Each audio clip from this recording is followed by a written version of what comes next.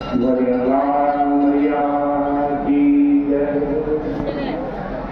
बोले सत्य सनातन धर्म की जय।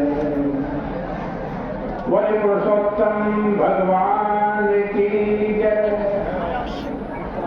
पतित पावनी कलिमल हारिणी मंगलकारिणी मोक्षदायिनी माँ गंगा मैया का ये पवित्रतम तीर्थ हल्की कड़ी ब्रह्म कुंड है। पुरुषोत्तम का पावन महीना चल रहा है। पुरुषोत्तम महात्मा के साथ साथ गीता जी के 15वें अध्याय जिसको पुरुषोत्तम योग कहते हैं उसकी चर्चा चल रही है। पहला श्लोक आपके सामने चल रहा है। ऊर्ध्वमूला मरस्शाखा मष्पस्थम प्राहुरव्ययम् छन्दांसि यस्य पर्णानि यस्तं वेद सर्ववित्। यस्तं वेद सर्ववित्। कहते हैं अधिष्ठान सहित कार्य कारण सहित इस वृक्ष को अश्वत्थ रूपी वृक्ष को जिसने जान लिया वह वेदविद है।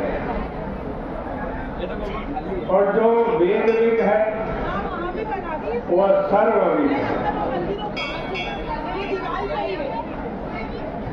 अब जिस वृक्ष को छेदन करना है, ये संसार है ना, इस संसार का छेदन करना, संसार को काट देना है। जिसको छेदन करना है उसका स्वरूप बताया कि परमात्मा उसका मूल है। ऊर्ध्वमूला, ऊर्ध्व का मतलब उत्कृष्ट और उत्कृष्टता कैसी? अविनाशी होने से उत्कृष्टता है। जो वस्तु अविनाशी है ना वही सर्वश्रेष्ठ है। जो वस्तु ज्ञान स्वरूप है वह सबसे श्रेष्ठ है। जो वस्तु आनंद स्वरूप है वह सर्वश्रेष्ठ है। जो संपूर्ण प्राणियों का लक्ष्य है कि हम उसको प्राप्त करेंगे वह सर्वश्रेष्ठ है। जो संपूर्ण प्राणियों का प्रेमास्पद आत्मा है वह सबसे श्रेष्ठ है।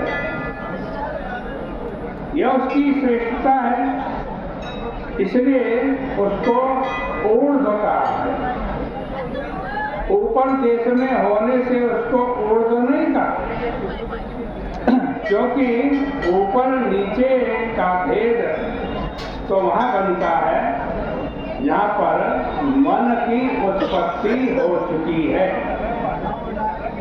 मन की उत्पत्ति से पूर्व ऊपर नीचे के भेद तो वास्ता ही नहीं।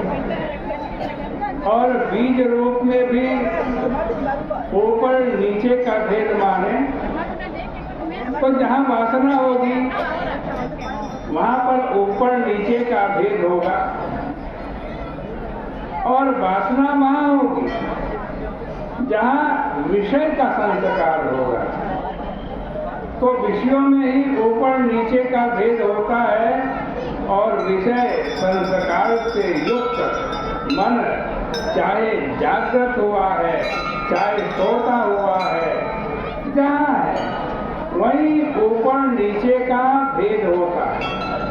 इसलिए यहाँ ऊर्ध्व शब्द का अर्थ ऊपर नहीं बल्कि ऊर्ध्व शब्द का अर्थ है कि संपूर्ण सृष्टि की उत्पत्ति के पूर्व जो था और प्रलय के बाद भी जो रहेगा।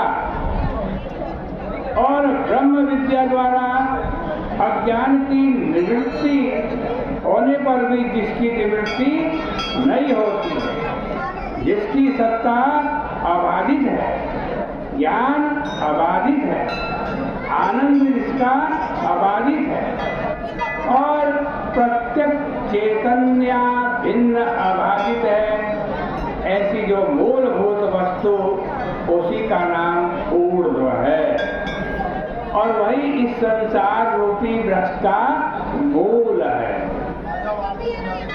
आगे बताया असत शाकम अश्वत्थम प्राहुरव्ययम। अध शाकम जो है यह संपूर्ण आदिदेव और संपूर्ण अध्यात्म का वाचक। आदिदेव से मतलब हिरण्य गर्भ से लेकर वायु अधिष्ठात्री देवता और दिति अदिति पर्यंत सब देवता और प्रकृति से लेकर इंद्रिय पर्यंत जितना आत्मा है वह सब अधः शाखम के अंतर्गत आता है। समूचा अधिदेव, समूचा अध्यात्म उसकी शाखा है और अष्टपत्र कहने से उसका जो आदि भौतिक रूप है वह भी आ गया है।